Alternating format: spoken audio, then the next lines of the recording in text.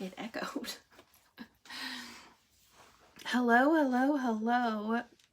I was gonna say good morning, but it is 1 o'clock now here in cold, dreary Washington.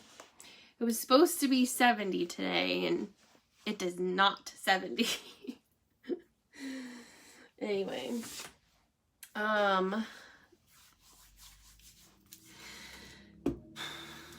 can I just be like 110% real and say today sucked?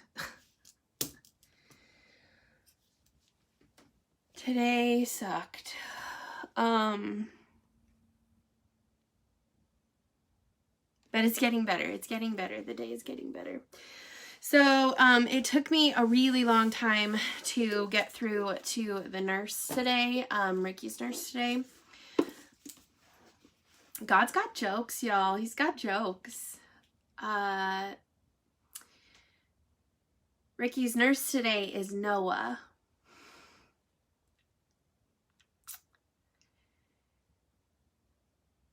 And I was struggling so hard today. I was struggling so hard today to just keep it together. When the house is crazy busy and the kids are going crazy and the dogs are barking, and it fills up more of the loud in my head. But today it's so quiet. I finally just put worship music on and let it blast because it was so quiet in here, and it's never quiet. So I got in my head a little bit too much, but I'm okay. Nobody knows what this feels like until they have to go through it. And I just pray that none of you have to go through it because it freaking sucks. See? Oreo.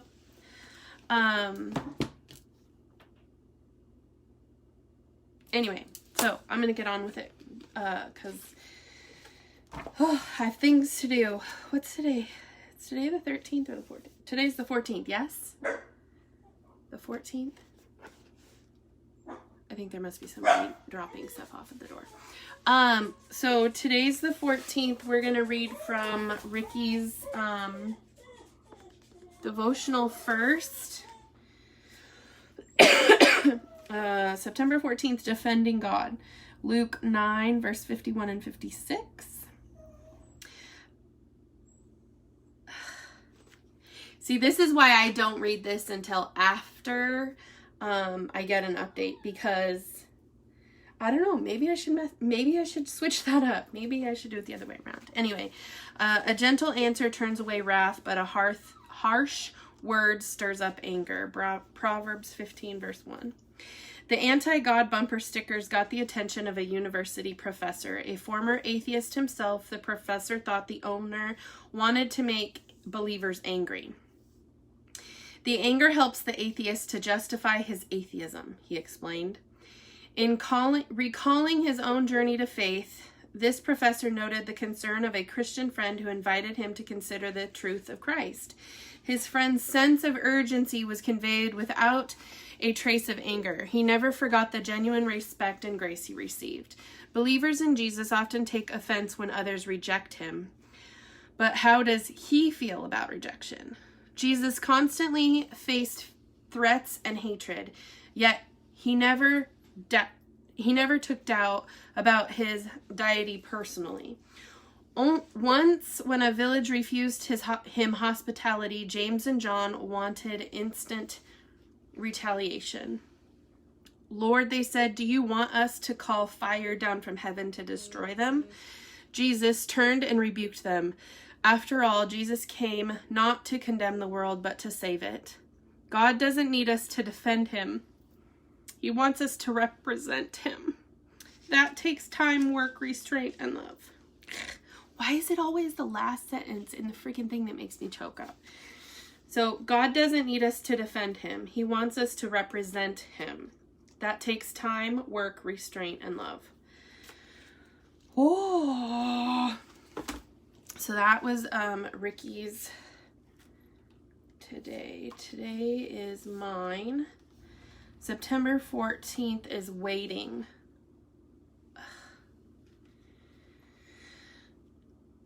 Okay. Wait for the Lord, be strong and let your heart take courage. Yes, wait for the Lord. Psalms 27:14. Is there anything positive to be said about waiting? No, I'm just kidding. Today was not... Okay. Whether we are in line at the grocery store, stuck in traffic, or simply waiting for a package to arrive, it is part of our daily lives.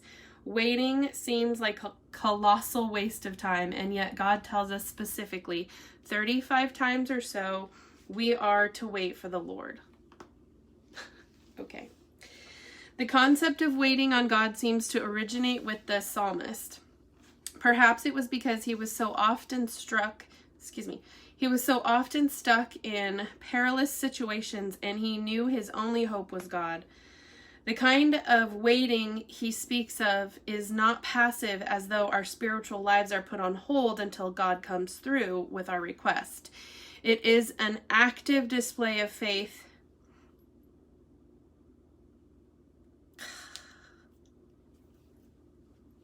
Okay, you got me. It is an active display of faith as we lay down our desires, hopes, and dreams before the Lord and surrender to his will. In the waiting, he is perfecting our faith and building our character.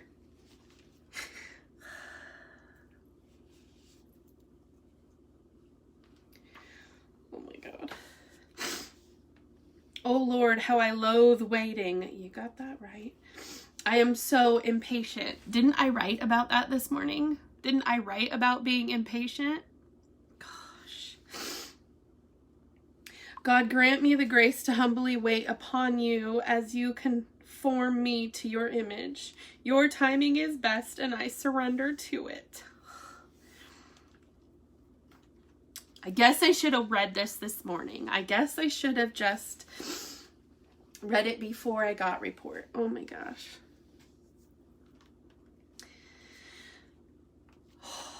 Anyway, so that one's mine. Okay, so report on Ricky today. So Noah is his nurse today. Obviously not our Noah, but Noah. His vent setting was 50 yesterday morning. It's 45 today, so we're going in the right direction. His PEEP score is still at a 12. In order for him to come off the ventilator, he has to have a vent setting of 40 and a PEEP of 8. So we're really hoping to be able to bring that down and get him off of the ventilator.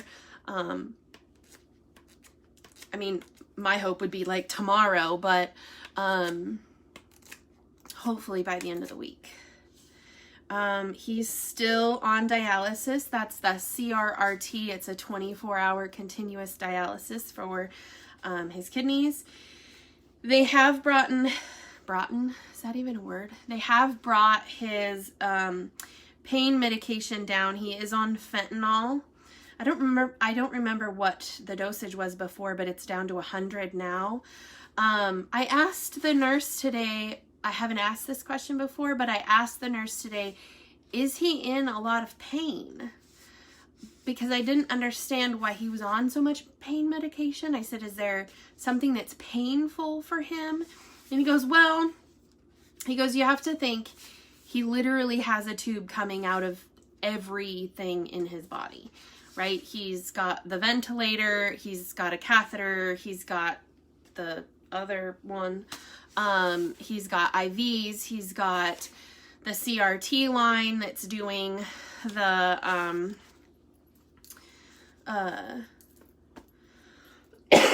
the dialysis, he's got the central line for port access, all of that stuff. So he literally has like all these things going on. Plus he's been laying in bed and he's in these weird positions. the thing I had to laugh about today was I asked him how much Ricky weighed. So when I met Ricky, Ricky had 8-pack abs. I mean, like, didn't have a stitch of fat on the man. I mean, he was like all muscle. Until he met me, okay? So when he met me, not long after he met me, we went and met my mom. My mom's a pastry chef by trade, you guys, so she makes everything from scratch. And I remember coming home, it was a Thanksgiving, and we came home, and Ricky got out of the shower, and all of a sudden he starts yelling, and I'm like, what? And I go in the bathroom, and he's like, what is this? And I'm like, I started laughing. I said, oh, babe, that's a stretch mark. And he's like, where did it come from? And I said, that came from my mom's cinnamon rolls. And so ever since then, he's gotten the dad bod. He's gotten the little belly. He's got his little pooch and all this stuff. And he's been at like 235 for what seems like forever. He just pretty much stays at 235. And I asked them today, fully expecting that he is gonna have lost weight, is gonna have lost muscle mass, he's going to lose weight, right? And they said he's at 233. And I said, wow, is he holding on to a lot of retention? Like, I was worried he was swollen. And he goes, no, the man is heavy. And I said, what do you mean? He goes, he's got some girth. And I said, what? He goes, he is probably the hardest person to turn. And I said, really? He goes, yeah, he's heavy. And I was like, oh, well, that, for whatever reason, like, that made my mama heart, like, I'm like, oh, good, he's still heavy. I don't know why that was. Yeah, he's solid. That was what Noah said. He's solid. And I was like, oh, that's my babe. That's my babe. Okay. So anyway, so that he is still on the fentanyl. They've dropped that down a little bit though. They are keeping him still sedated. So he's off the paralytic. So he's not paralyzed, but, they started to take him off of the sedation and he got really agitated. If you've ever met my husband, he does not like to be poked and prodded. He does not like people telling him what to do unless it's me, right? And his anxiety gets the better of him. So I can only imagine hearing all this stuff that he's hearing and not being able to like talk and not, I mean, my husband not being able to talk all day for the last however many days it's been, 7 days now. You know, he's not been able to like talk because he's been intubated this whole time.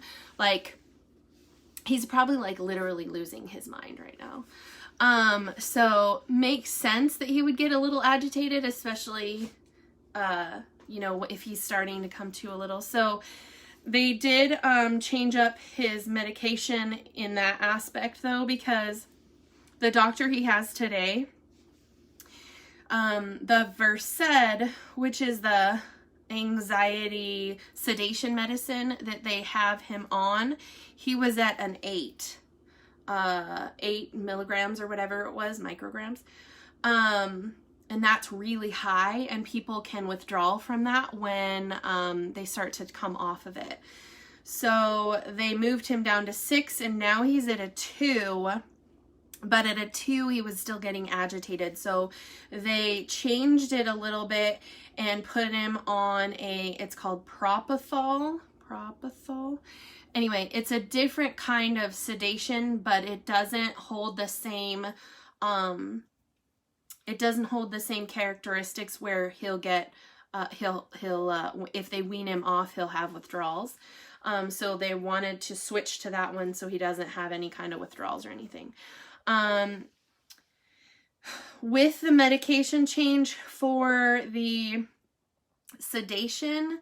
They knew though that his blood pressure was going to dip a little bit. They knew and they were prepared. So they had taken him off of the Levofat. I can't say the word. Levofat. Anyway, they had taken him off of that continuous drip yesterday when I talked to the nurse yesterday morning. But they put him back on it just at a 2 because of the propofol bringing it down a little bit, which they knew. So they were going to offset it with a putting him back on that Levofat just a little bit until he gets used to the new sedation medicine. I did ask about his legs today because a few days ago they were blue and they were cold and they weren't able to get a pulse on his right foot. But he said, no, his legs are pink and pulses are good in both legs and feet. I said, well, that's a first because he never had pink legs before and his feet have always been friggin' icicle blues. So that's a step in the right direction. He is still on the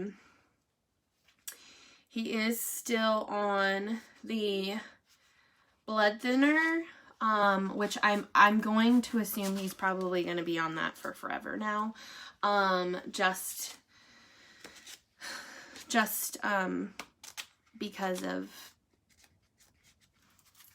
his health. I would assume that he's probably going to have to be on some sort of blood thinner, but I will take a box of blood thinner over anything else. So anyway, that's where we're at right now. So he's doing good. I mean, he's still really sick, but he's doing better every single day. So I just have to keep praying that he's going to get better every single day. There's going to be new steps in the right direction every single day, and that my brain can withstand the next 40 days. I don't know. I'm just throwing out a number here. I said he was going to be home by the end of the month. So I'm sticking to that. Being home by the end of the month. But if it takes longer than that, it takes longer than that, as long as he comes home. Anyways, thanks for hanging out with us. Thanks for hopping on. I know I've been a mess. And I'm so sorry, you guys. I'll get it together, I promise. I did go grocery shopping last night. Gabby, I laid on the couch. Gabby did the dishes. If you were wondering who Joe Mama is, that's my daughter.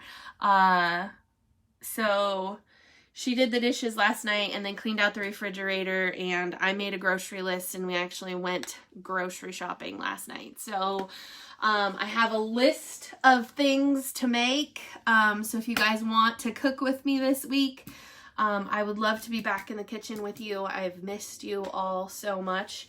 Some things are not going to be keto. Just because my kids are going through it too, and if they want lasagna, they're gonna get lasagna. So, but I have lasagna and chicken breast with artichoke dip, French dips, chicken noodle soup, salmon and salad. I mean, I have all kinds of stuff on the menu planned out. So if I can hold myself to it to actually cook the food that's in the kitchen, I will do it live with you guys so that we can get back into our normal routine, because I miss the normal. I know it sounds so weird, but I miss the normal. Anyway, thanks for hanging out. Thanks for hopping on. And I will come on live. If not tonight, I will come on live tomorrow and give you an update as soon as I have it. Today was rough, y'all, because I started calling at 7:30. So just know I give you guys an update as soon as I have it. Like literally, I just got off the phone with them. I started talking to Noah at 12:47. It's 1:17. So as soon as I get off the phone with them, I instantly come over here, read our devotions, and give you an update. So anyways, thanks for hanging out. Thanks for hopping on. come join us again later, and I will give you more information and more good news. So anyways, thanks for hanging out, guys. See you later.